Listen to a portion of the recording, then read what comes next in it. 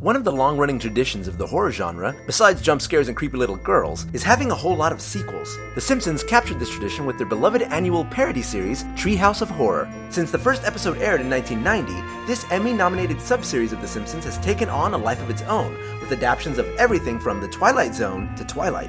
With 26 episodes and 3 segments per episode, that's a whopping 78 different segments, a huge library of spooky shorts to sort through. Hey everyone, I'm Dracula Camacho. That's a Halloween pun, because my name is Leo.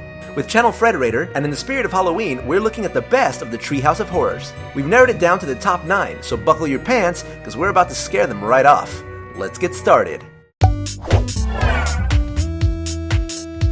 Number 9. Dial Z for Zombies, Treehouse of Horror number 3. When you think of zombies nowadays, you probably think of The Walking Dead, but back in 1992, they were the brainchildren of George A. Romero. In a spoof of Romero's Night of the Living Dead, The Simpsons takes the reanimated and animates them. Bart stumbles across the occult section of the bookstore, which is as oddly placed as Hogwarts' restricted section, and discovers a book of spells. When he tries to use the book to resurrect Snowball, rest in peace, he instead summons a swarm of zombies. Please, Lisa, they prefer to be called the Living Impaired. Dial Z for Zombies is great because it's everything you want out of a Treehouse of Horror segment. Some laughs, some scares, and social commentary you didn't expect and would have felt better not hearing. I'm sure glad we didn't turn into mindless zombies. Shh, TV.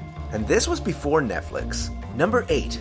Nightmare on Evergreen Terrace, Treehouse of Horror 6. Groundskeeper Willie plays a special part in the Treehouse of Horror series. Some of the time, that part involves getting axed in the back. In Nightmare on Evergreen Terrace, though, the axe is on the other foot, as Willie channels Freddy Krueger. Having perished in a boiler fire caused by Homer's negligence, which sounds dark, but it's actually really funny, Willie takes revenge on the school kids by haunting them in their dreams. With a rake. And when you get raked in your dreams, you get raked for real. This imaginative spin on the slasher trope stands out as a great example of The Simpsons' love affair with all things pop culture. The Nightmare on Elm Street motifs feel right at home on Evergreen Terrace, right down to Willie's cause of death being mostly the result of the school system bureaucracy. Also, that bagpipe spider that Willie transforms into is the stuff of nightmares. Literally. But it's hilarious. Number 7. Homer Cubed, Treehouse of Horror 6. In a pre-Toy Story era, 3D animation was hardly worth the time or budget it took to make, especially for TV. However, it's a huge, bulgy part of what makes Homer Cubed so good. In the episode, Homer's sisters-in-law come to visit and Homer flees into a spooky wall portal to avoid them. Pfft, don't act like you've never been there. A play on the Twilight Zone's episode Little Lost Girl with a little bit of poltergeist vibes in there. He ends up inside the third dimension, which is populated with random geometry and math jokes courtesy of David X. Cohen. Cohen, by the way, is the computer scientist who later made Futurama, so you know why this episode was so clever. As the universe collapses around Homer, he finds himself deposited into a live-action world, aka our world. However, for him, it's a scary and bulging nightmare land. Well, I guess it's all just a matter of perspective. Hey, math joke. Number 6. The Devil and Homer Simpson, Treehouse of Horror number 4. It's no surprise that The Simpsons would start a horror story with Homer running out of donuts. His worst nightmare. But when he takes the Faustian fast lane for his fix, that's when things get really dark. Homer sells his soul to the devil, aka Ned Flanders. Yup, it's always the one you least suspect. While he's waiting for the trial to contest his contract, Homer is forced to spend the day in hell. Hell, as it turns out, is where hot dogs are made, which is honestly not that surprising. This episode is irreverent satanic fun, with a twist ending that is more than Homer couldn't legally sell his soul to the devil because he already pledged it to Marge on their wedding night. Thank goodness for loopholes. Even the devil can't get past them. Stupid, sexy Flanders. Number 5. Time and Punishment, Treehouse of Horror 5. Okay, where to begin with this one? You want dinosaurs? Got 'em. You want aliens? Got 'em. You want a dystopian world ruled by Ned Flanders? Got it. You want Mr. Peabody and Sherman for some reason? Well, we've got them too. Time and Punishment is the Treehouse of Horror's spin on the butterfly effect, and they use it to maximum horror potential. They expose Homer to a mix of terrifying genre-busting timelines, including one where it rains donuts, and one where Baby Maggie, with the voice of one and only James Earl Jones, acts as groundskeeper Willie in the back. It's a fate that often seems to find Willie in these shorts somehow, but more on that later. If high-concept science fiction horror is your speed, then this timeline is for you. Meh, close enough.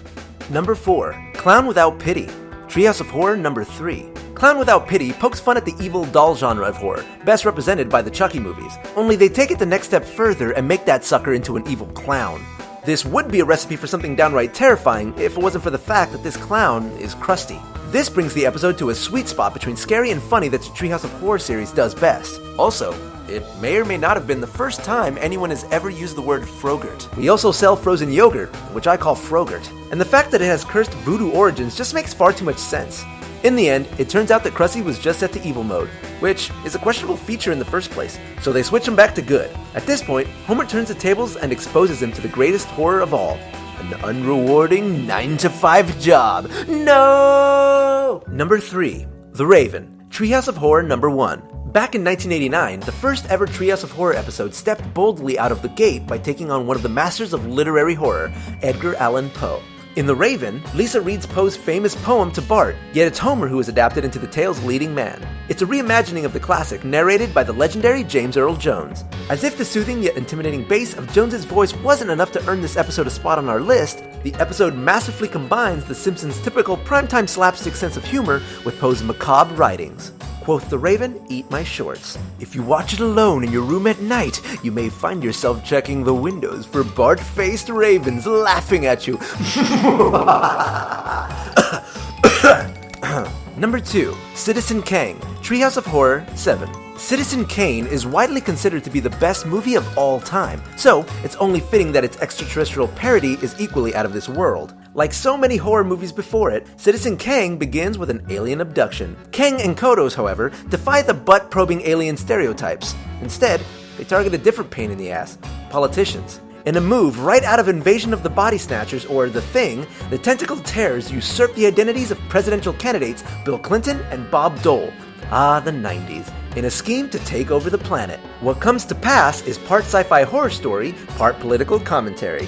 What's even scarier than alien invaders? The fact that the episode aired in 1996, and the political allegory in it is just as applicable in present day. It makes no difference which one of us you vote for. Either way, your planet is doomed. Doomed! Are we ever not doomed? And finally, number 1. The Shining, Treehouse of Horror 5. The Shining hits every note that you want a Treehouse of Horror segment to hit. It's a near beat-for-beat parody of The Shining. Shh! You want to get sued? With its Simpsons sensibilities cranked to 11. In the episode, the Simpsons are hired to work at Mr. Burns' mansion. To guarantee all work and no play from the family, Burns cuts off the cable and beer supply. What he doesn't realize, however, is that those were the only things keeping Homer sane, and the episode goes just as crazy as Homer does. Moments like Marge's discovery of Homer's typewriter will have you cracking up 1 second, then feeling strangely unnerved the next second, and then quoting it for many more seconds to come. What he's typed will be a window into his madness. Feeling fine. The Shining is definitely a rich trove of quotable and gifable moments, so that you can gather them up and be the fun pop culture savvy gift guy at your next Halloween party. Disclaimer, coolness not guaranteed. The Treehouse of Horror segments shine when they recreate iconic horror franchises without losing the Simpsons' voice, and The Shining definitely shines the brightest. Or shins the brightest, I guess. Some honorary Treehouse of Horror mentions: The Genesis Tub, Terror at 5.5 Feet, Bart Simpson's Dracula, and Nightmare Cafeteria. Thanks. You will always haunt us. Thanks for watching the top 9 Treehouse of Horrors. Which one is your favorite? Any that didn't make the cut? Let us know in the comments below, and if you liked the video, make sure you hit subscribe so you can catch all of our latest videos. Because remember, Frederator loves you.